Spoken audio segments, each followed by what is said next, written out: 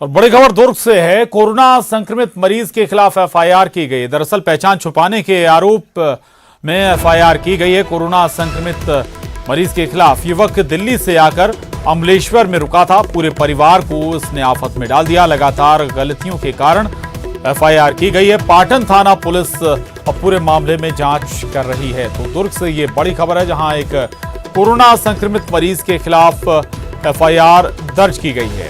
इस शख्स के ऊपर पहचान छुपाने का आरोप है। युवक दिल्ली से आकर अमलेश्वर में रुका हुआ था और उसने अपने पूरे परिवार को ही आफत में डाल दिया था।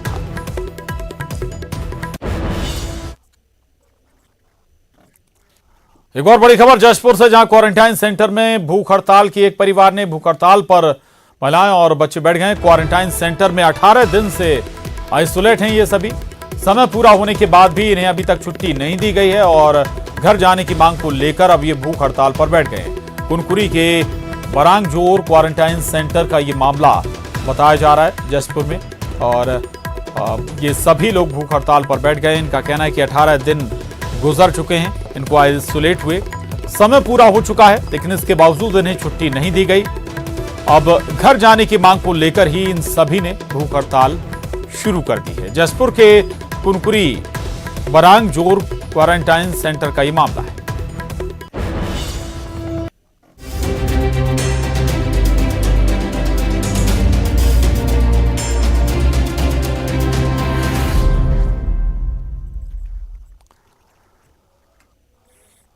और अब अहम खबर, उपचुनाव से पहले बीजेपी को मध्य प्रदेश में बड़ा झटका लग सकता है। बालेंदु शुक्ला आज कांग्रेस की सदस्यता ले सकते हैं। पूर्व मंत्री बालेंदु शुक्ला के कांग्रेस में शामिल होने की खबरें हैं। कहा जा रहा है कि दोपहर 12 बजे वो कांग्रेस में विधिवत शामिल हो सकते हैं। माधवराव सिंधिया के करीबी थे बालेंदु शुक्ला।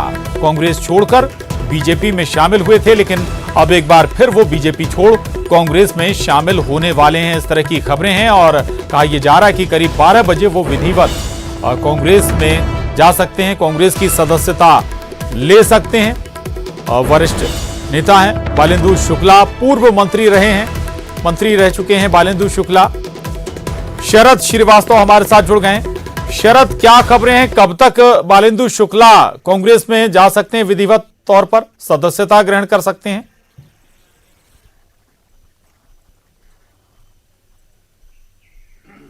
बिल्कुल, देखिए हमारे साथ इस वक्त बात करने के लिए खुद बालेंदु शुक्ल मौजूद हैं। बालेंदु शुक्ला जी, आप आज दोबारा से कांग्रेस ज्वाइन कर रहे हैं, एक तरीके से आपकी घर वापसी हो रही है। जी हाँ, ठीक है।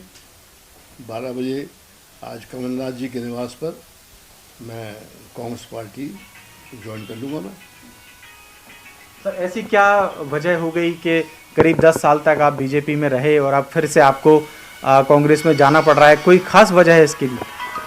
मैंने देखा कि भारतीय जनता पार्टी में संभवतः मुझे ऐसा लग रहा है कि मेरी कुछ उपयोगिता है नहीं, और जब उपयोगिता नहीं है तो किसी राजनीतिक दल में बने रहने का औचित्य भी नहीं है। इसीलिए मैं भारतीय जनता पार्टी को छोड़ रहा हूँ। लेकिन सर, किस तरीके की उपयोगिता, मतलब आप क्या आपको लगता था कि आपकी उपयोगिता हो सकती थी और पार्टी ने आपका इस्तेमाल नहीं किया?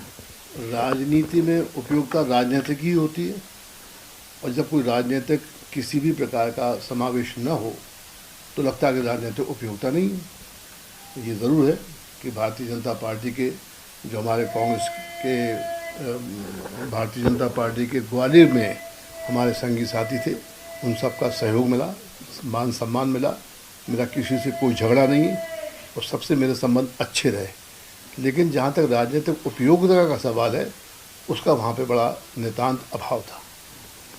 मैं एक सीधा सा सवाल अगर आपसे करूं तो क्या अब आप कांग्रेस में शामिल होने के बाद जो उपचुनाव होने वाला है वो चुनाव लड़ेंगे आप? अगर लड़ेंगे तो किस सीट से लड़ेंगे?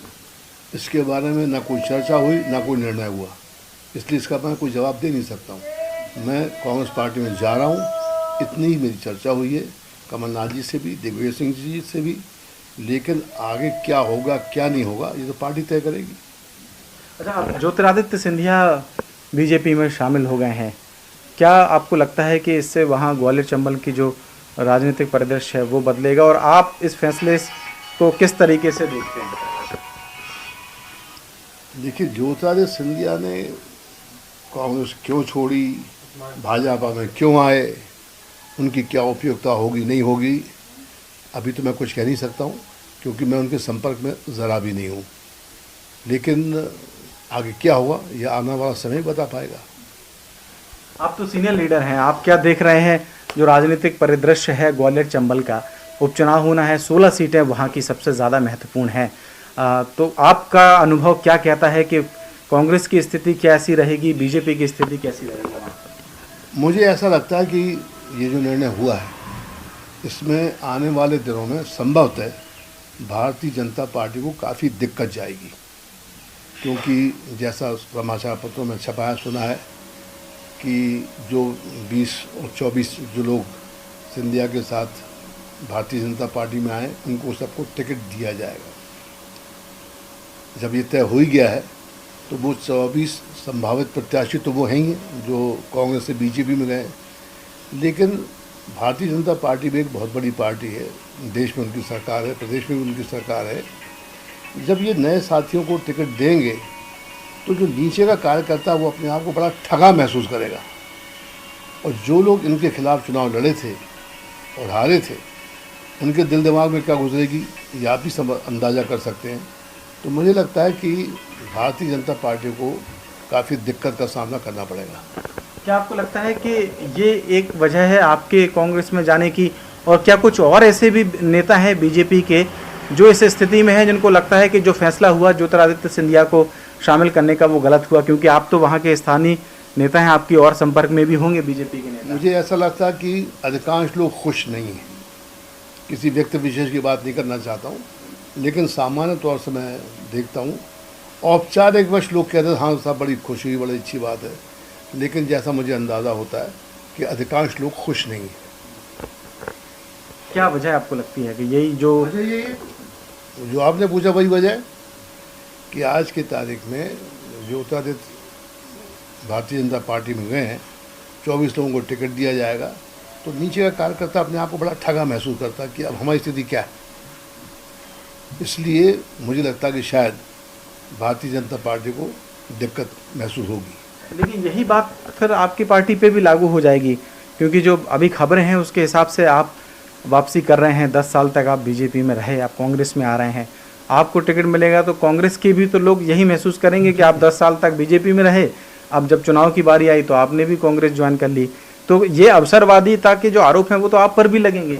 लगेंगे तो लगेंगे, लेकिन ये मैं आपसे स्पष्ट कह रहा हूँ, और आप अन्य से भी खबर ले लेना कि जब मैं कांग्रेस पार्टी में आ रहा हूँ मेरी कोई शर्त नहीं कि टिकट देंगे नहीं देंगे, क्या करेंगे क्या नहीं करेंगे, लेकिन ये ज़रूर है कि वे मेरी उपयोगिता महसूस करेंगे और राजनीतिक कार्य मुझसे लेंगे, इतना सुनिश्चित है, उतना मेरे लिए काफ़ी। तो इसमें हम किसी शर्त के साथ नहीं आए। अगर ऐसी कोई बात होती सामने आती, लोग सोचें तो सोचें, उससे लोगों के सोचने से कोई मकसद नहीं है, लेकिन ये हकीकत है। और जब मैं भारतीय जनता पार्टी में भी आया था तब भी मेरी कोई शर्त नहीं थी। शिवराज सिंह चौहान ने मुझसे कहा था कि शुक्ला जी आपका मान सम्मान स्थान मेरी जिम्मेदारी है, मैंने अपनी तरफ कुछ नहीं कहा था, तो न तब कहा था न आज कहा है। इसलिए लोग क्या कहेंगे, लोगों की इच्छा चाहे जो कह सकते हैं, लेकिन उसको अवसरवादिता इसलिए नहीं कह सकते हैं क्योंकि ऐसी कोई शर्त है ही नहीं। अब अगर पार्टी उचित समझेगी तो टिकट देगी, नहीं समझेगी तो नहीं देगी। मैंने इसीलिए आपसे कहा था कि भारतीय जनता पार्टी के अंदर मैं कोई टिकट नहीं चाह रहा था, मैंने उपयोगिता की बात की थी कि मैं एक राजनीतिक व्यक्ति हूँ, राजनीति में पिछले 40-45 साल से हूँ मैं, तो स्वाभाविक है कि मेरे अंदर आज ताकत है, ऊर्जा है, शक्ति है। उम्र मेरी चाहे जो कुछ हो गई, लेकिन ईश्वर की कृपा से और अपने साथियों की कृपा से मैं स्वस्थ हूँ, आ रहा हूँ, जा रहा हूँ, घूमता फिरता हूँ। इसलिए स्वाभाविक है कि आदमी को लगता है कि हम कुछ जिस कार्य में हम हैं हम कुछ करें। तो मुझे ऐसा लग रहा था कि मेरी शायद भारतीय जनता पार्टी के अंदर बिल्कुल शरद, रह गई थी। बहुत महत्वपूर्ण